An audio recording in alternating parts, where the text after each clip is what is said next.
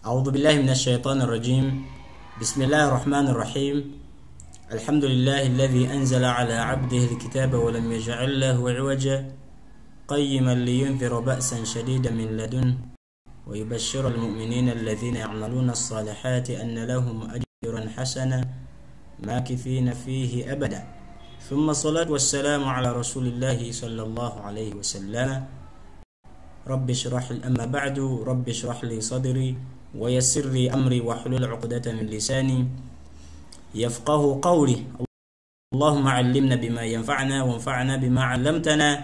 وزدنا علما يا ربنا وارزقنا فهما. السلام عليكم ورحمة الله وبركاته. mu programu ya fene mpya bebitibwa abakiriza jetwatume tajwid mu lulimi oluganda mutujja okutunulira ensonga ez'enjawulo ezekuusa ku Qur'ani yaffe ekitibwa. Tukimanyi nti kyekitabo kyaffe eky'abasiraamu ekitukuvu era ekikuŋŋaanya ebitabo byonna byonna ebitukuvu ebina nga tewali kintu kyonna kyojja kusanga kyojja kusanga mu Qur'ani nga tekiri mu kitabo ekimu ku bitabo ebina. Nabwe ekitabo ebitiibwa nja basaba tutambulirenga wamu tukole obugumiikiriza mu kuwuliriza audios mu kulaba video no gimaleko osobola okuba nti nno mwana wattu ofunamu ekyokuyiga. Mu programu ya fena bebitibwa tujja kutambulanga mpola mpola insha Allah tabaraka wa taala. Wabulanga sinaba kutandika nja kusaba gwe wenna woli subscribing ku YouTube channel ya Al Husari Islamic Center. Amanya ne dobozi bitibwa Arafat Hussein Al Azhari Al Shafi'i mu Azhar University mu gwanga lya Misiri. Atugenda kutandika bebitibwa ne obukulu obwokusoma Qur'ani ekitibwa. Tetujja kwesanga bigambo bingi olw'ensonga akadde tekaliwo, tujja kwesanga obudde butono ddala era nga tetugenda okutandikirako ddala kigenda kuyitibwa obukulu obwokusoma Qur'ani ekitibwa. Tujja kwesanga Luganda lwerere okusobola okuba nti mwana wattu buli omu ategeera era nga erimu eno ejja mu buli muntu yenna atandika obutandisi okutuukira ddala ku muntu abadde alina kyamanyiiko ayongere okuba nti nno afunamu. Qur'ani n'ekitibwa bibitibwa buli muntu yenna asaanidde era ateekeddwa okuba nti nno amanyi we bagisoma era nga ategeera we bagisoma. Wano nno nga kirimu okubeera nti bw'olaba ekintu osobola okukisoma ng'osobola okugisinza nayo Allahu tabaraka wa ta'ala, ng'osobola okujjukira amateeka ga Mungu okusinziira ku occasion oba okusinziira ku mbeera yonna ebeeriwo, ng'osobola okugisoma Qur'ani n'obeera ng'ogifumintiriza ku Allahu tabaraka wa ta'ala kiki yali ategeeza. Wano nno wenkukubiriza gwe wenna awuliriza era alaba okuba nti nno weeyongera okunoonya okugitegeera Qur'ani ng'oyitira mu makubo ag'enjawulo gamanga okusoma olulimi Oluwarabu, gamanga okubeera mu mikwano gy'abamasheekha ab'enjawulo era wonna gy'oli ofuneyo omukwano gwo amanyi Qur'an. Ekyo nno ojjaba okuza ekintu ekyamaanyi ddala. Nga bwe tukimanyi nti nno okusoma Qur'an saako n'okugikwata gye gimu ku mirimu egisinga okubeera egy'amaanyi era egyagalwa eri Allahu tabaraka wa ta'ala, era gye gimu ku mirimu egikuumira omuddu yenna oba omuntu yenna okumpi n'omutonzi we Allahu tabaraka wa ta'ala ebbanga lyamalanga akikoze nga anoonyamu kusimisibwa Allahu tabaraka wa ta'ala, kubanga bw'okikola ng'okikoze kabandabye ng'oyagala bakutegeere bakuwaane tosobola kubeera kumpi na Allahu tabaraka wa ta'ala. Singo obeera ng'okikoze Allahu tabaraka wa ta'ala abeere nga akwagala, Nabbi sallallahu alaihi wasallam abeere nga akuwolereza ku yawmul akhira, nabwe kityo Allahu tabaraka wa ta'ala tasobola kuba nti ate mwana wattu nga asuulirira empeera zo. Nabwe kityo era nga bwe tumanyi nti nno okugikwata n'okuba nti nno weekuumira ku kugisoma lubeerera kyekimu ku bintu ebiviiramu omuntu okuwangaala n'emirembe ng'ate kijja muweesa empeera ennene ku lunaku lw'enkomerero. Nabwe kityo buli muntu yenna asaanidde okuwangaala ku nkola eyo okutuusa lwalisisinkana Allahu tabaraka wa ta'ala, kubanga ebimu ku bijja okukuleetera okufuna essanyu ku yawmul akhira ng'osisinkanya Allahu tabaraka wa ta'ala kuviira ddala mu kabuli tekitabo ekitukuvu Qur'an kijja kuwa essanyu ly'amaanyi nnyo. Tusaba wakitibwa Allah atuwe okukitegeera n'okukikolerako saako n'okuba nti nno tukisoma emisana n'ekiro. Egimu ku migaso bibitiibwa nga tetunnaba kulaba bukulu buli mu kuba nti nno tusoma Qur'ani ekitiibwa. Mulimu emigaso mingi nnyo mu kusoma Qur'ani n'ekitiibwa. Oli ayinza okubuuza kati bino bijjira wa ne tajwid? Of course nga tetunnaba kuyingira mu mulyango gwa tajwid tulina okusooka ne tutegeera Qur'an yani tajwidi akwatagana kuki tajwidi ona bibitibwa akwatagana ku Qur'an eyekitibwa tajwidi tetumuteeka wata applyingibwa mu kintu kirala kyonna kabere hadith kezibani kichibechi wabula kibeerawo mu Qur'ani yokka yokka era nga buli muntu yenna osaanyidde okuba nti at least osoma Qur'ani ne tajwid nga bw'obeera osobodde ekitono ky'oba osobodde okusomako nga Allah watuga mu suratu Muzammil faqra'u ma tayassara min al-Qur'an ekyo ekitono ky'oba osobodde ne webeera al-Fatiha yokka gezaako okulaba nti at least o-applyinga tajwid nga omukozesa era nga omuteekamu kale nno nawe ekitabo ebitiibwa tusaanidde okubeera nti nno tusoma Qur'ani ne tajwid nga tugitereeza Qur'an mu bukakafu bw'okugitereeza oba mu butuufu bw'okugitereeza kubanga omuntu yenna asoma Qur'an n'agitereeza kitegeeza nti nno yoyo abeera mu bantu abakkiriza Allahu tabaraka wa ta'ala tugamba mu Qur'an suratul Baqara alladhina atainahumul kitaba yatlunahu haqqa tilawati ulaika yu'minuna bihi wa man yakfuru bihi fa ulaika humul khasirun abo bonna abasoma Qur'an n'ekitibwa mu butuufu bw'okugisoma nga balina tajwid nga bagitaddemu tajwid yenna haqqa tilawatihi yani nga mugisoma mu bukakafu bw'okugisoma nga temukola nsobi nga temunanagira obanga ebintu mubisoma bulala oyo abonno we batyo ulaika yu'minuna bi abonno be bajikkiririza mu Qur'an be bakkiririza mu Allah tabaraka wa ta'ala ato abo bonna bajiwakanya fa ulaika humul khasirun mwana wato bonna bajja kubeera mu bantu abafaafagana edan tuteekeddwa okukimanya egimu ku migaso gy'okusoma Qur'an ofuuka omukkiriza egimu ku migaso emirala gy'okusoma Qur'an n'okugiwangalirako kikuleetera okubeera nti nno ofuna essanyu ofuna obuwanguzi ofuna obuteeraliikirira ebbanga lyomalanga weekuumira ku Qur'an yereeta obuki yereeta obulungamu Qur'an n'ekitibwa bebitibwa Allah tabaraka wa ta'ala tugamba mu Qur'an innal ladhina yatluna kitaba Allahi wa aqamu as-salata wa anfaqu mimma razaqnahum sirran wa alaniya yarjuna tijaratan lan tabur abo bonna abasoma Qur'an n'ekitibwa nga tekitabo ky'owekitibwa Allah tabaraka wa ta'ala ate ne babeeranga bayimiriza weswala nga buli kaseera mu biseera by'eswala wezituuka nga basaala wa anfaqu mimma razaqnahum sirran wa alaniya ne bawaayo mu bi Allah tabaraka wa ta'ala byabagabirira sirran wa alaniya mu lwatu oba mu kyama mu mbeera yonna era ne babeera nga basuubira empeera etajja kubeera nti nekolaki etajja kubeera nti neggwawo so wano tufunamu ki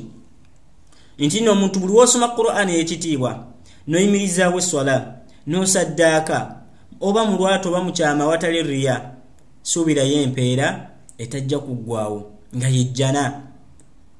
era ejjana eyo bwe buwanguzi lyessanyu byebimu wano ku dduniya suubirawo ebintu ebyo byonna ku akhera suubirayo ebintu ebyo byonna Allahu tabaraka wa ta'ala tasobola kuba nti nasuulirira empeera zaffe nabo ekitabo ebitiibwa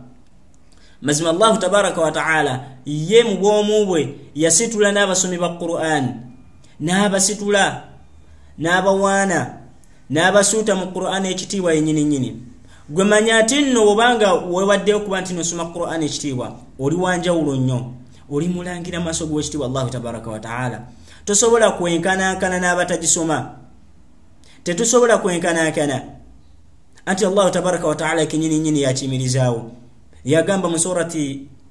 Al-Imran laysu sawa min ahli al-kitabi ummatun qa'imatun yatluna ayati Allahi ana'i al-layli wa hum yasjudun mazima tebasobola kwenkanankana omulembe gw'abantu oba ekibinja ky'abantu omuntu yenna tasobola kwenkanankana n'oyo atali asoma kitabo ky'abakitibwa Allah tabaraka wa ta'ala nga sibango mango kisome emisana n'ekiro atenga buli kaseera ovunama amakulu ng'osaala mazima Allah tabaraka wa ta'ala simuli azamanya era tosobola kubeera nti nno okolaki tosobola kubeera nti nno wenkanankana n'abantu abafaanaganako we batyo ate ab'ebitiibwa Qur'an eno ey'ekitiibwa lyekkubo ly'obulungamu Allah tabaraka wa ta'ala atugamba mu surati al-Baqara dhalika alkitabu la raiba fihi hudan lilmuttaqin. Hudan lilmuttaqin tekitabo kya Qur'an omutali kubuusabuusa kintu na kimu ate nga bwe bulungamu eri abo abakkiriza bonna bonna. Tusaanidde okumanya nti nno buli muntu yenna akwata Qur'an n'agitegeera n'agikolerako n'agifumiitirizaako ayagala tayagala ku buyinza bwa Allahu tabaraka wa ta'ala ajja kubeera ng'ali ku kkubo eddungamu. Era mumanye mwenna abawuliriza nti Qur'an eno tekoma bukomi kuba nti nno bwe bulungamu wabula era lyerimu ekkubo lyekkubo erikutwala eri obulungamu obukola ki obusingira ddala eri emirimu emirungi. Allahu tabaraka wa ta'ala atugamba inna hadha alquran mazimeno Qur'an jetulaba yahdi lillati hiya aqwam wa yubashshiru almu'minina alladhina ya'maluna as-salihati anna lahum ajran kabira. Qur'an ene yekitibwa erungamya omuntu eri ekkubo erisinga okubeera eri omutindo, ekkubo erisinga okubeera eri obulungamu. Era Qur'an yemu yubashshiru almu'minin yesanyusa abakkiriza bonna alladhina ya'maluna as-salihati ababakola emirimu emirungi omuli okusaala, okusaddaaka, okuwa zaka n'emirimu emirala gyonna mulina okusoma Qur'an anna lahum ajran kabira. Timazima ddala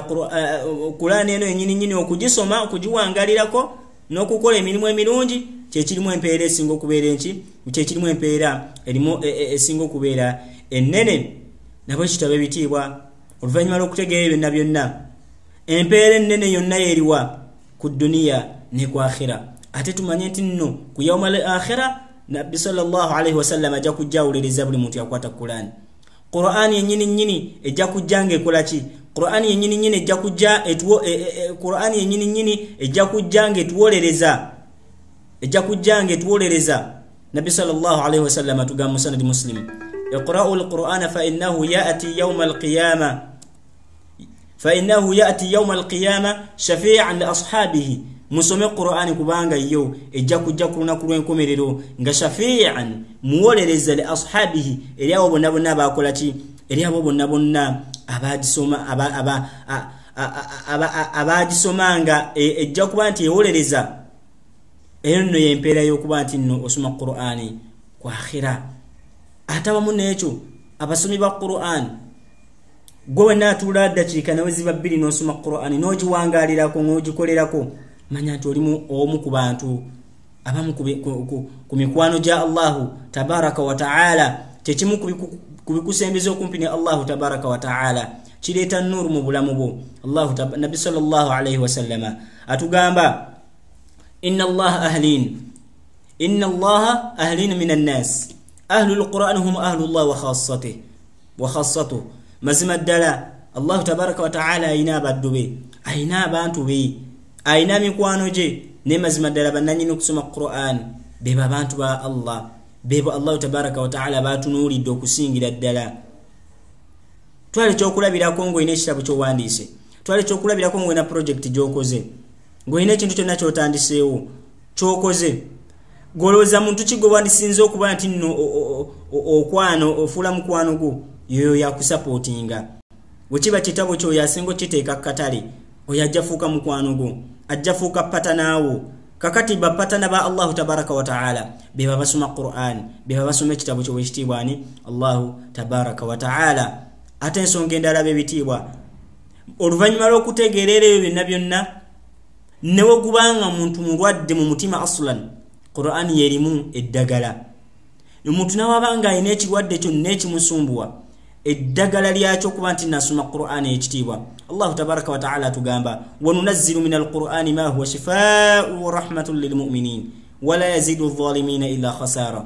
Mazima ddala Allahu tabaraka wa ta'ala yeyogerako n'agamba mazima ffe twassa Qur'an eno ekitiibwa ma huwa shifaa'un lil mu'minin, shifa nga mwe muli okuwonyezebwa kw'abaddu bonna bonna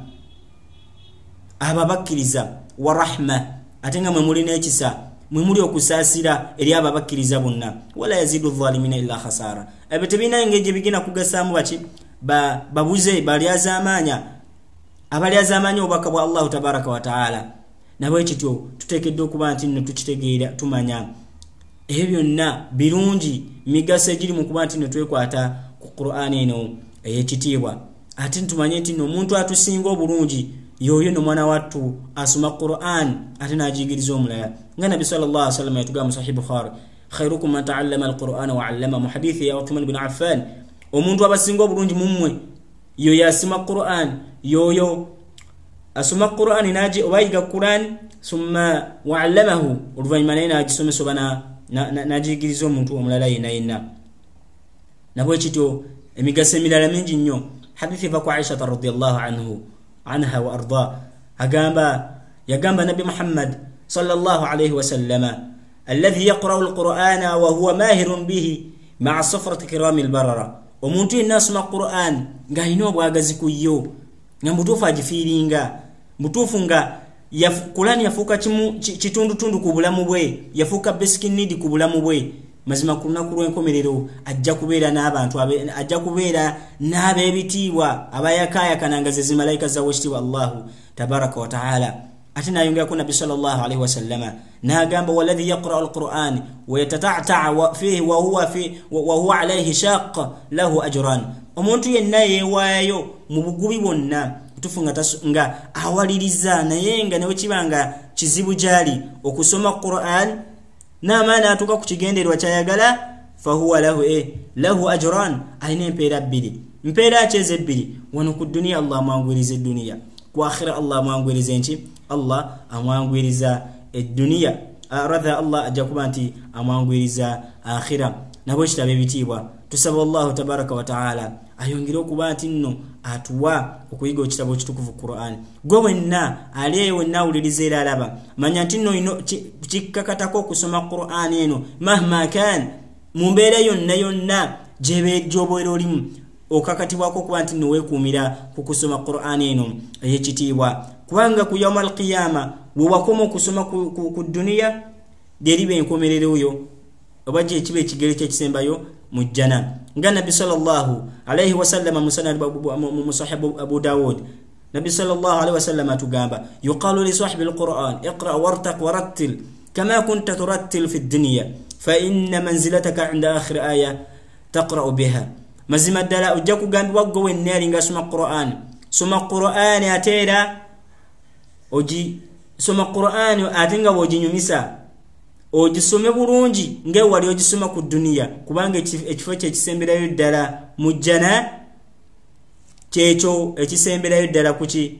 ye aya yo esemberayo ddala aya tezimu Qur'an tuzimanyi ziri mu kakaga mu lukaga n'okusoba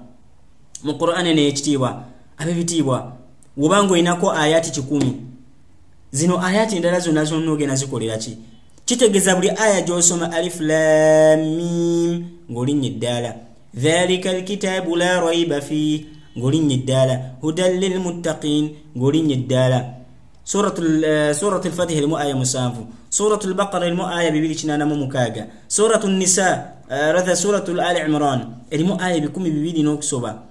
suratul nisa aya 10 n'okusoba suratul gundi zonna wobozi gasigase zonna golowooza ogenda kubeera wa mu jjana ne wobanga at least ne wobeeranga tokutte at least ekitone ennyo lwana nnyo bengo ine ekitundu kya Qur'an ekitone nnyo ngoine ejuzu 15 ekitone nnyo abamulabanga ebintu ebizibu naye ate ebintu byangu insha Allah tabaraka wa taala tujja kukora omusomo mulamba nga tulaba butya bwe tukwata Qur'an engeri nnyangu y'okuba nti nno tumemorizingamu tukwata Qur'an hifzan mu mbeera ennyangu system ki style ky'omuntu gy'ayinza okukozesa okwanguira okwata ekitabo ky'obukitiibwa Allahu tabaraka wa taala ethan ebyo nno bye bimu ku birungi ebyo nno ze zimu ku migaso egy'okubeera nti nno twewangaalira n'okusoma Qur'an n'ey'ekitiibwa nabwe ekitabo ebitiibwa saagala kuba nti nno mpanvu y'okusukka wano okuggyako byonna bye tujja okulaba byonna ebisigadde bye tutayogedde tujja kubiraba oluvannyuma mu clips zaffe ezinaddako insha Allahu tabaraka wa taala mbasaba kuba nti nno tuwangaalira wamu ku programu eno tugisupporting mu mbeera yonna eyeetaagisa tusharinge videos zino oba audios zino oba emisomo gino wegiti wonna wobeera osobodde kubanga sadaka yo oba tosobodde gikola mu ssente sadaka yo oba tosobodde gikola mu bigambo at least osobola gikola mu mbeera eno yennyini kubanga engeri y'okuba nti tukola emirimu emirungi yawukana ku ssimu yo gikolerako ebintu ebikyamu n'ebirungi. Kati okushayaringa kye kimu ku charity gy'oba weekozeeko gwe ng'omuntu yennyini. Nabwe kityo ab'ebitiibwa inshallah mukkirize tubeere nga tukoma wano omulundi gwaffe ogusookedde ddala tubadde tulaba obulungi ebimu ku birungi ebyokusoma Qur'an eno. Ekitiibwa tetusobola kubimalayo kubanga biyitirivu nnyo naye ebyo bye bimu ku bitonotono era ebikulu bye tusobodde okuba nti nno tulaba olunaku olwaleero. Subhanakallahumma wa bihamdik nashhadu an la ilaha illa anta nastaghfiruka wa natubu ilaik. Wassalamu alaikum wa rahmatullahi wa barakatuh. Tusinkane mu video yaffe enaddako nga tulaba empisa ez'okukwata Qur'an saako ne advices ezenjawulo omuntu anasoma Qur'an zayinza okukwata saako n'okutegeera